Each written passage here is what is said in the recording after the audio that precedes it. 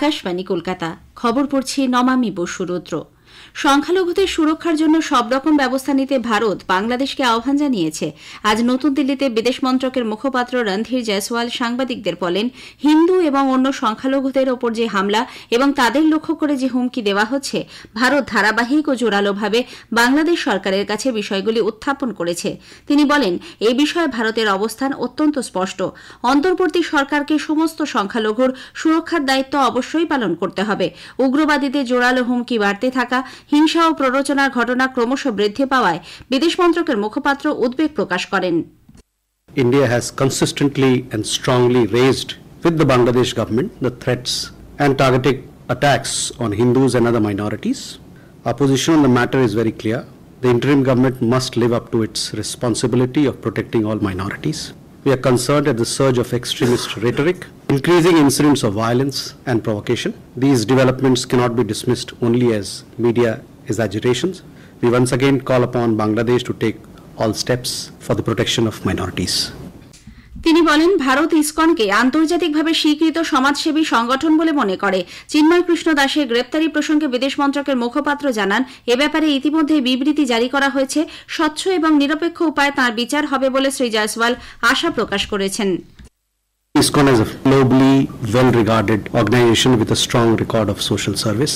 As far as the question of the arrest of Sri Chinmoy Das is concerned, we had made a statement on that, and it is our expectation that cases against individuals, as far as they are concerned, these legal processes are underway, and we hope and we expect that these processes will be dealt in a fair, just and transparent manner, ensuring full respect of their legal rights of these individuals and all those who are concerned. Bangladesh ইসকনের প্রাক্তন নেতা চিন্ময় কৃষ্ণ দাস ব্রহ্মচারী সহ সংগঠনের সঙ্গে সম্পর্কযুক্ত 17 জনের bank account freeze করার নির্দেশ দিয়েছে সেদেশের আর্থিক গোয়েন্দা দপ্তর BFIU। দেশের কেন্দ্রীয় ব্যাংকের এই শাখা সব ব্যাংক এবং অর্থনৈতিক প্রতিষ্ঠানকে এই মর্মে নির্দেশিকা পাঠিয়ে দিয়েছে। চিন্ময় দাস ব্যতীত অন্য ব্যক্তিরা হলেন কার্তিক চন্দ্র দে, অনিক পাল, সরোজ রায়, সুশান্ত দাস, বিশ্বকুমার সিংহ, চণ্ডী দাস বালা, জয়দেব কর্মকার, লিপিরানী কর্মকার, সুদামা গৌর দাস, লক্ষণকান্তি দাস, প্রিয়তোষ দাস, রূপন দাস, রূপন কুমার ধর, আশিস পুরোহিত, জগদীশ চন্দ্র অধিকারী এবং সজল দাস। আপাতত 30 দিনের জন্য এই ব্যাংক অ্যাকাউন্টগুলি থেকে কোনো রকম লেনদেন হবে না বলে জানিয়ে দেওয়া হয়েছে। পশ্চিমবঙ্গ জুড়ে সনাতনী ধর্মাচরণের ওপর হিংসার প্রতিবাদে আজ রাজ্য বিধানসভায় বিজেপি পরিষদীয় দল বিক্ষোভ দেখায়। বিরোধী দলনেতা শুভেন্দু অধিকারী এই বিক্ষোভে নেতৃত্ব দেন। পরে এক সাংবাদিক বৈঠকে বিরোধী দলনেতা জানিয়েছেন, এ বিষয়ে আলোচনার জন্য মুলতবি প্রস্তাব আনা হলে অধ্যক্ষ সেই প্রস্তাব পাঠ করতে দেননি।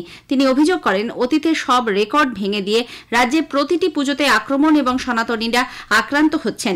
এখনো পর্যন্ত কোনো অপরাধীকে গ্রেপ্তার করা হয়নি। শ্রী অধিকারী আরও জানান, মুখ্যমন্ত্রী গতকাল তোষণের রাজনীতি করতে বিধানসভায় এসেছিলেন। রাজ্যের জ্বলন্ত ইস্যুগুলি থেকে নজর ঘোরাতে ওয়াক অফ নিয়ে বিবৃতি দেন তিনি। সরকার জানিয়েছে 211 জন ভারতীয় মৎস্যজীবী পাকিস্তানের হেফাজতে রয়েছেন। আরও 141 জন শ্রীলঙ্কার এবং 95 জন রয়েছেন বাংলাদেশের হাতে। লোকসভায় আজ এক লিখিত জবাবে বিদেশ প্রতিমন্ত্রী কীর্তিবর্ধন সিং জানান, এই মৎস্যজীবীদের দ্রুত মুক্তি ও প্রত্যর্পণের ব্যাপারে সংশ্লিষ্ট সরকারের সঙ্গে কূটনৈতিক চ্যানেলের মাধ্যমে দ্বিপাক্ষিক প্রক্রিয়া মেনে ভারত সরকার যাবতীয় উদ্যোগ নিয়েছে। চলতি বছরে শ্রীলঙ্কায় বন্দী 363 জন মৎস্যজীবী মুক্তি পেয়েছেন বলেও তিনি সভায় জানান। সংসদের শীতকালীন অধিবেশনে পরপর 4 দিন উভয় সভাতেই তুমুল হইহট্টগোল বাধে। দুটি কক্ষেরই কাজকর্ম আগামী সোমবার 2রা ডিসেম্বর পর্যন্ত মুলতবি হয়ে গেছে। 30তম কলকাতা আন্তর্জাতিক চলচ্চিত্র উৎসব শুরু হবে 4ঠা ডিসেম্বর। এবারই প্রথম উৎসবের উদ্বোধন হবে আলিপুরের ধনধান্য প্রেক্ষাগৃহে। এবছর এই উৎসবে ফোকাস কান্ট্রি ফ্রান্স। সেদেশের 20টি কাহিনীচিত্র প্রদর্শিত হবে। অন্যান্য বারের মতো নন্দন, রবীন্দ্র সদন, শিশির মঞ্চ সহ মহানগরের মোট 20টি প্রেক্ষাগৃহে উৎসবের ছবিগুলি দেখানো হবে। এবার 29টি দেশের 175টি ছবি নির্বাচন করা হয়েছে।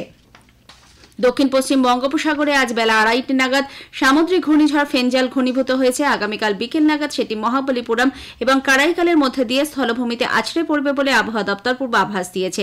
তামিলনাড়ুর 9টি জেলায় কমলা সতর্কতা জারি করা হয়েছে। নিচু এলাকায় বসবাসকারী লোকেদের জন্য খোলা হয়েছে 2000-এরও বেশি ত্রাণ শিবির। সৈয়দ মোদি আন্তর্জাতিক সুপার 300 ব্যাডমিন্টন টুর্নামেন্টে ভারতের PV সিন্ধু এবং লক্ষ্য সেন সেমিফাইনালে পৌঁছেছেন। লখনৌয়ে দুই খেলোয়াড়ই স্ট্রেট সেটে পরবর্তী রাউন্ডে এগিয়ে যান। ISL ফুটবলে ইস্টবেঙ্গল আজ নর্থ ইস্ট ইউনাইটেডের বিরুদ্ধে খেলবে। যুব ভারতী ক্রীড়াঙ্গনে খেলা শুরু হবে সন্ধে 7:30টায়। খবর শেষ হলো।